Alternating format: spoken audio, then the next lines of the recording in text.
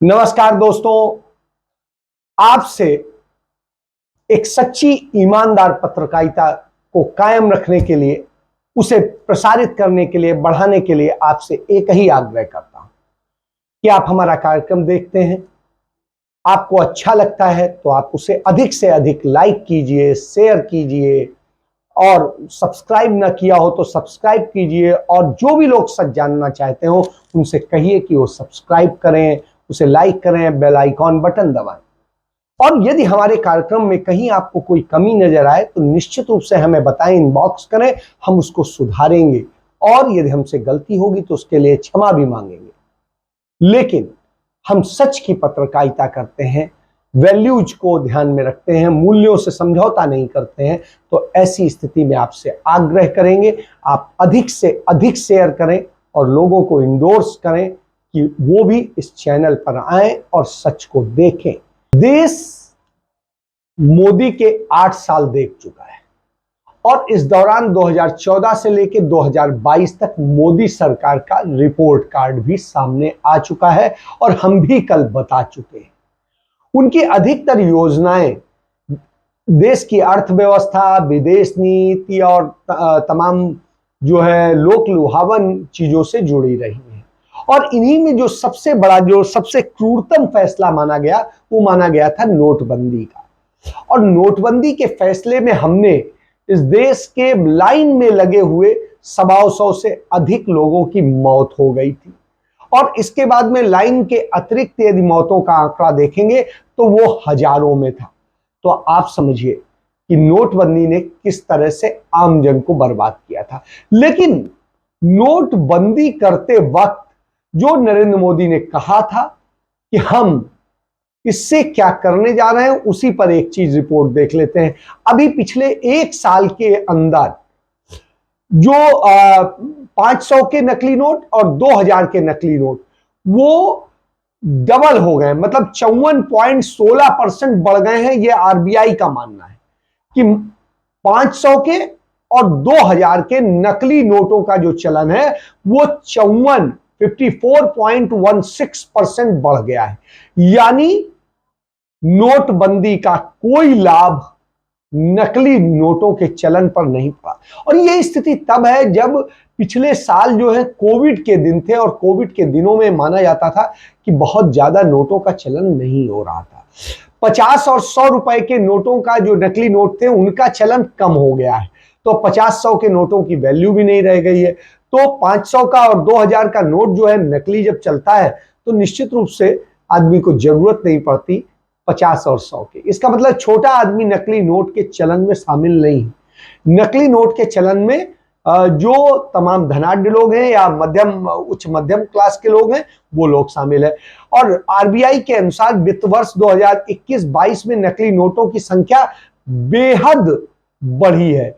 RBI के अनुसार 500 के नकली नोट एक साल में 2 गुने हो गए और पिछले साल की तुलना में केंद्रीय बैंक ने 500 रुपए के 101.9% नकली नोट हो गए और 2000 के नोट 54.16% ज्यादा हो गए। तो आप समझ सकते हैं कि नकली नोट देश के लिए कैसे समस्या है।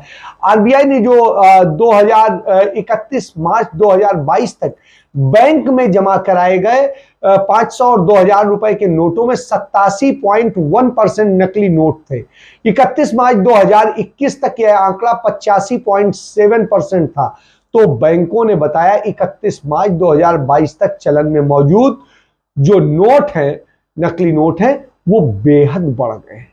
तो आप समझिए कि जिस तरीके से 50 और 100 रुपए के नकली नोटों की यदि हम बात करें तो अन्य नोटों की बात करें तो पिछले वर्ष की तुलना में 10 रुपए के नकली नोट 16.4% बढ़े और 20 रुपए के नकली नोट 16.5% बढ़े। इसके अलावा 200 रुपए के नकली नोट 11.7% बढ़े हैं। और इसी तरह पिछले साल के आंकड़ों को देखते हुए इस साल नकली नोटों का चलन लगातार बढ़ा है। चाहे 50 रुपए के नकली नोट हो वो भी 28.7% बढ़े हैं और 100 रुपए के नकली नोट 16.7% बढ़े हैं। तो आप समझिए कि नकली नोट कितने ज्यादा खतरनाक हैं। अब हम इस पर बात कर लेते हैं। 8 नवंबर 2016 को याद कीजिए, जब रात को 8 बजे नरेंद्र मोदी टीवी चैनल्स पर आए थे और उन्होंने अचानक घोषणा की थी, आज रात 12 बजे के बाद 500 और 1000 के नोट लीगल टेंडर नहीं रहेंगे। आप समझिए, प्रधानमंत्री कहता है, और नोटों को उन्हें बंद करने का ऐलान किया था, और इसे नकली नोटों पर सर्जिकल स्ट्राइक बताया गया था, इसे आतंकवाद पर सर्जिकल स्ट्राइक बताया गया था, इसको तमाम और चीजों पे जो है सर्जिकल स्ट्राइक बताया गया। लेकिन हुआ क्या? जो आपके सामने है वो है, और ये हमारा आंकड़ा नहीं है, उसी भारत सरकार का है जो नरेंद्र मोदी के अंडर में है, उसी आरबीआई का है जो उनके अंडर में, उनके इशारों पर काम करता है। तो आप समझिए, और 500 रुपए का नए फॉर्मेट में नोट आ गया और 1000 का नोट बंद करके उसकी जगह 2000 का नोट आ गया। पहले कहा जाता था कि 1000 का नोट चूंकि बड़ा नोट होता है, इस कारण से 1000 के नोट में जो है की बजाय छोटे नोट चलेंगे, जिससे कि नकली नोट और नकली वो और आतंकवाद में उनका इस्तेमाल ना हो सके। लेकिन 1000 की बजाय 2000 का नोट हो गया, मतलब दोनों को सुविधा दे दी गई।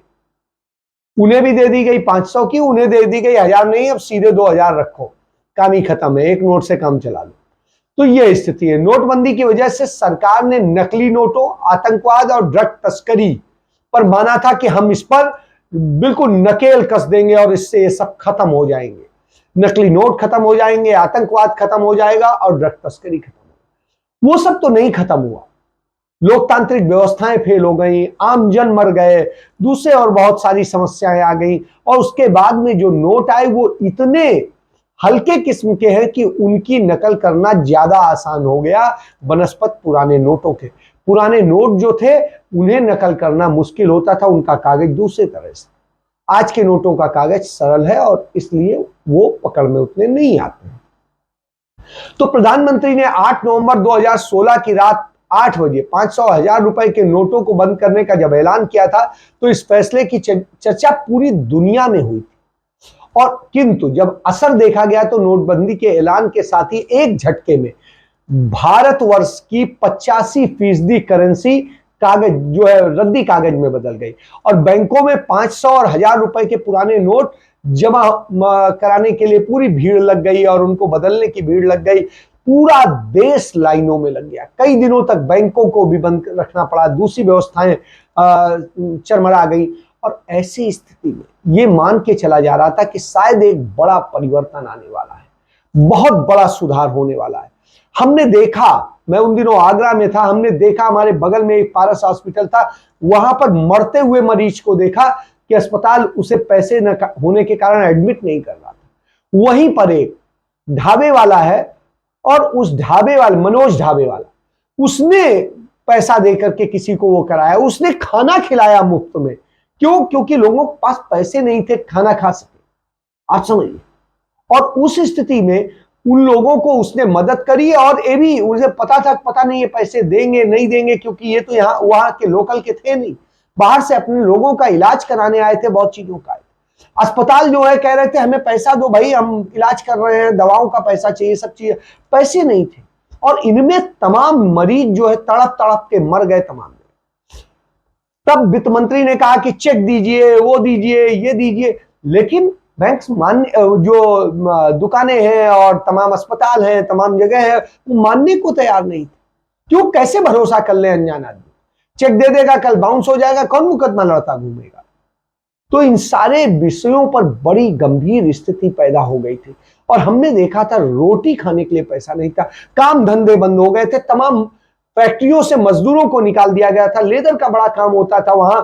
उसके अलावा अलीगढ़ में हमने देखा, अलीगढ़ में ताला और दूसरे व्यवसाय होते हैं, उनके काम होते थे, उन्होंने अपनी फैक्ट्रियों से मजदूर आधे कर दिए, और आधे मजदूर जो रह गए उनको बड़े लोगों ने अपने नोट जो है उनके नाम से जमा करा के और उन्हें नंबर 1 में करा लिया।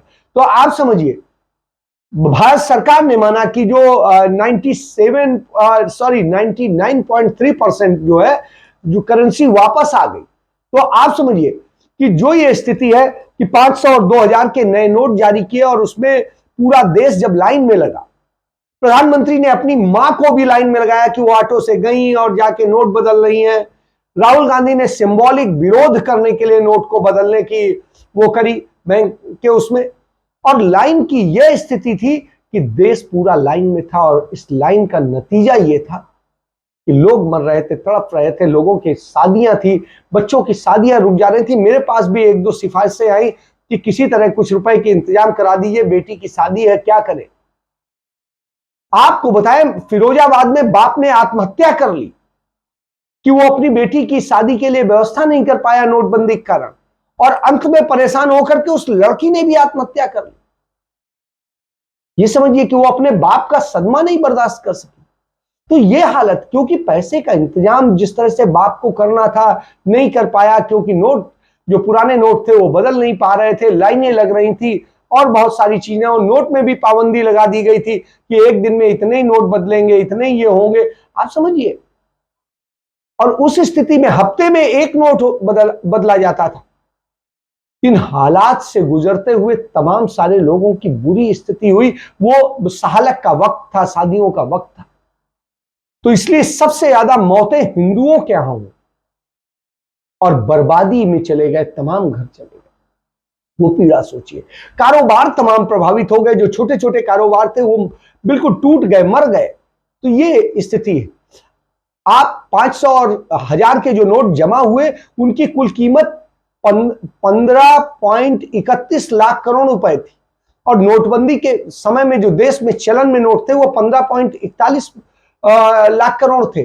और इन सब की जो पूरी स्थिति थी, आरबीआई ने बताया अपनी रिपोर्ट में कि इसमें 99.3% जो है रुपए वापस आ गए हैं और वो सुरक्षित है। आरबीआई इसे लेकर असमंजस का सामना कर रहा था कि उसने समस्या थी कि रुपए को संभाल लें या भारतीय अर्थव्यवस्था के ग्रोथ पर ध्यान दें, या बैंकिंग सिस्टम में पर्याप्त नकदी की व्यवस्था सुनिश्चित कराए। और इसके लिए तमाम बैंकें जूझ रही थी। बैंकों के कर्मचारी, अधिकारी रात रात तक काम कर रहे थे, देर रात काम कर रहे थे, और उनके ऊपर आरोप भी लग रहे थे। वो बेचारे परेशानी की हालत में थे, ईमानदारी और मेहनत से काम करने के बाद। तो इन हालातों से जब जूझ रहे हो तो आप समझिए, आज देश लगातार महंगाई से जूझ रहा है। पेट्रोल डीजल के दाम लगातार बढ़ रहे हैं, डॉलर के मुकाबले रुपया गर्त में जा रहा है, उसे संभालना मुश्किल होता दिख रहा है। भारतीय रिजर्व बैंक इसे लेकर असमंजस की स्थिति में परेशान है, क्योंकि उसके सामने इन्हें संभालने के साथ ही भारतीय अर्थव्यवस्था को ग्रोथ देने पर भी ध्यान देना है। लेकिन वो क्या ध्यान दे, वो महंगाई संभाले कि ग्रोथ को संभाले कि किस चीज को संभाले। तो आरबीआई की हालत बद से बदतर हो गई। आरबीआई गवर्नर हमने एक इतिहासकार को लगा दिया, और एक ब्यूरोक्रेट के लगाने से क्या स्थिति हुई कि वो और बुरी स्थिति, वो संभाल ही नहीं पा रहा। उसके पहले भी आप देखिए, जो हमने नीति आयोग बना दिया, योजना आयोग का नाम बदल करके, उस नीति आयोग में हमने ऐसे अफसर, भूसा अफसर भर दिए कि जो न व्यवस्थाएं बना पा रहे हैं, न योजनाएं बना पा रहे हैं, न कुछ है। और योजना आयोग का जो मूल सिद्धांत था, मूल चीजें थी, वो खत्म होने लग रही है इस स्थिति में। तो जब इन सब को आप देखेंगे तब आपको समझ में आएगा कि क्या हालत है।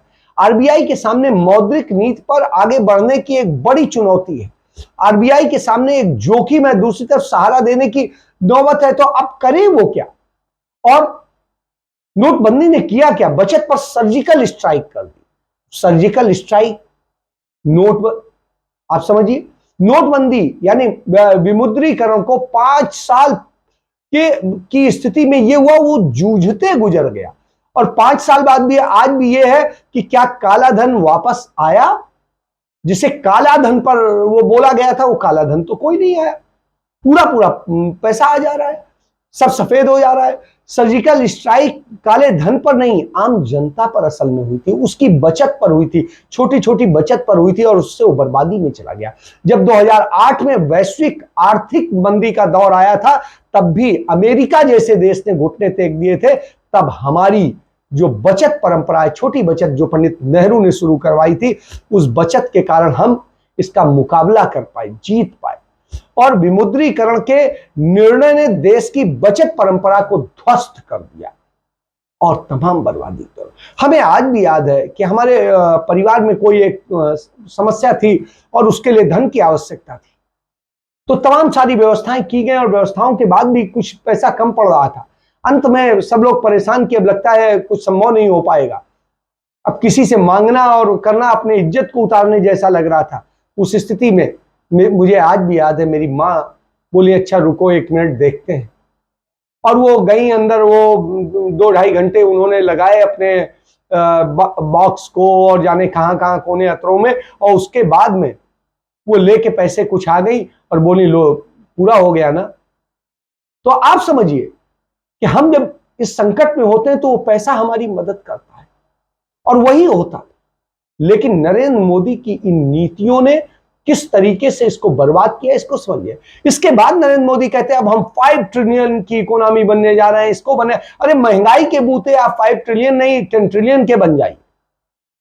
यदि आपको बनना है तो आप उस अर्थव्यवस्था को बनाइए जो जन सुलभ हो, जनहितकारी हो, और तब 5 ट्रिलियन। तो वो तो आप नहीं कर पा रहे हैं। आप देखिए, कर्ज ले लेकर के आप 5 ट्रिलियन बनाएंगे।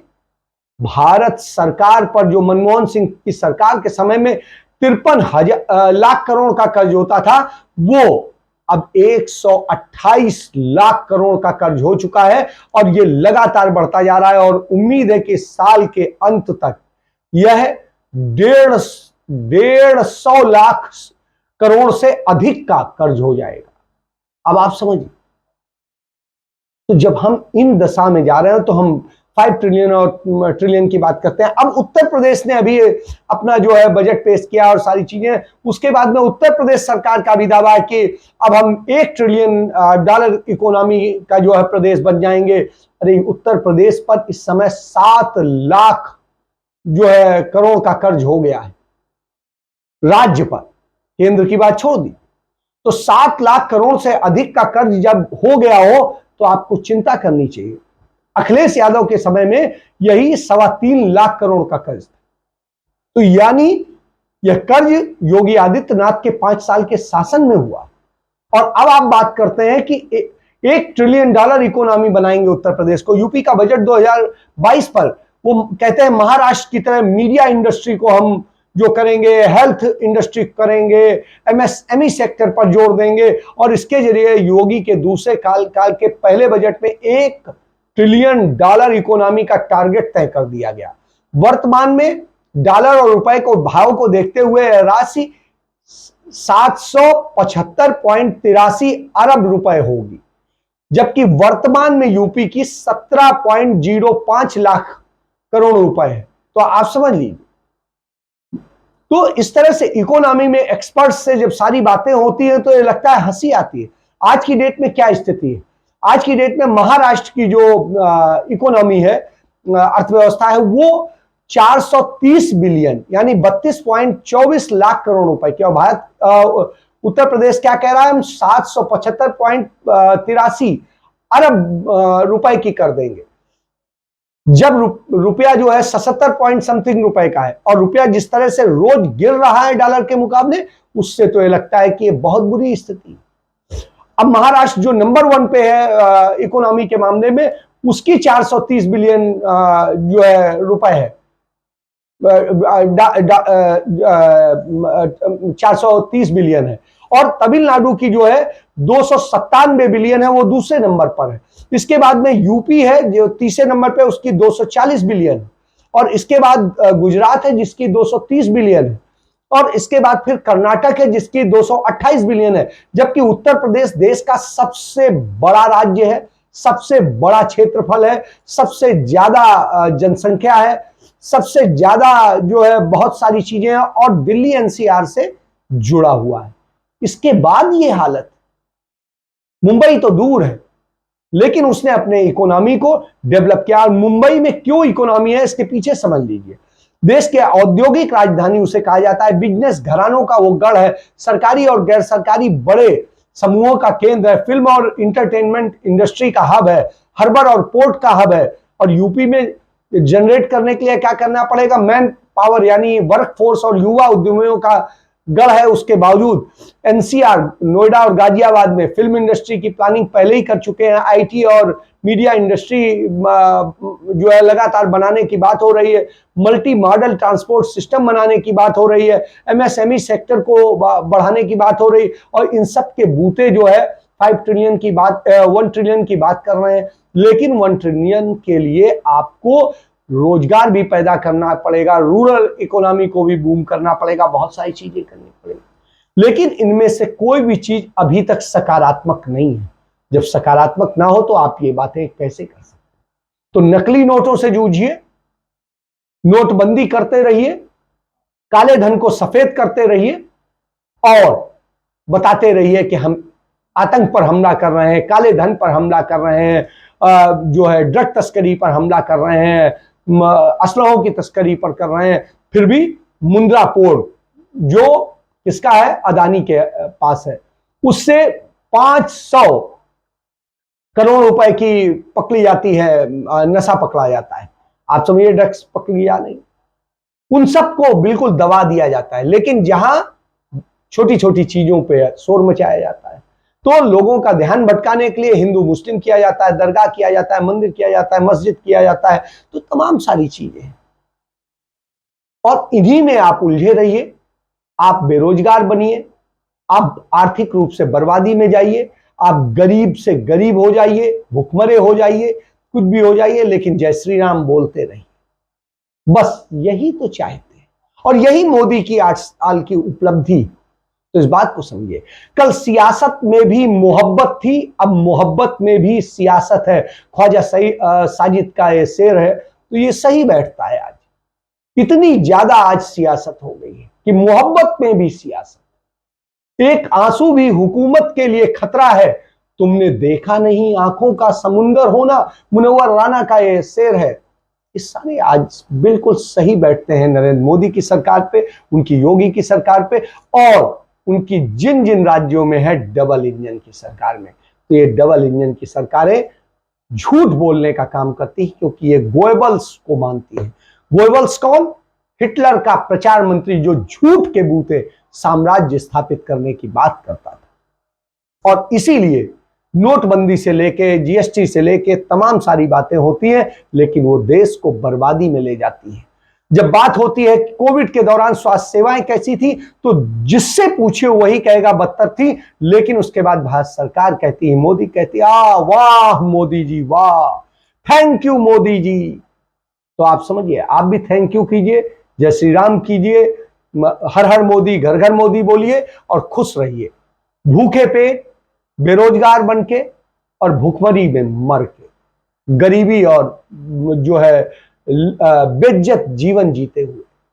तो अब फैसला आपको करना है कि आप किधर जाएंगे। देश की हालत तो यही है, आप इस हालत को देखिए, समझिए और नकली नोटों के साथ खेलिए। जय हिंद, जय भारत, वंदे मातरम।